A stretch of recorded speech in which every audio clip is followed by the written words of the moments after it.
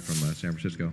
I have a question. When you're valuing the companies and you discount back the future earnings you talked about, how many years out do you generally go? And if you don't go out a general number of years, how do you arrive at that time period?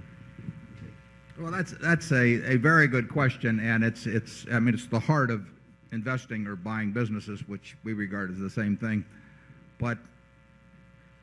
And it is the framework in which we operate. I mean, we are trying to look at businesses in terms of what kind of cash can they produce if we're buying all of them, or will they produce if we're buying part of them, and there's a difference.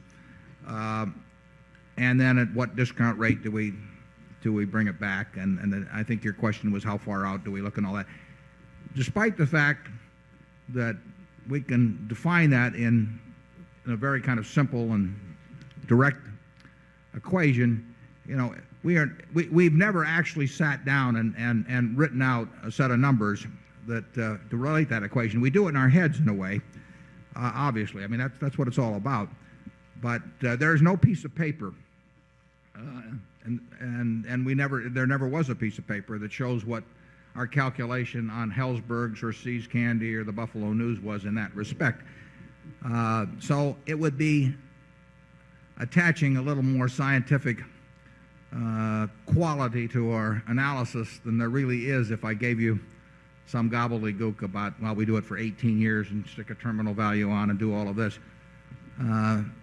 We are sitting in the office thinking about that question with each business or each investment, and we have discount rates in a general way in mind, but we really like the decision to be obvious enough to us that it doesn't require making a detailed calculation, and it's the framework, but it's not applied in the sense that we actually fill in all the variables. Is that a fair way of stating it, Charlie?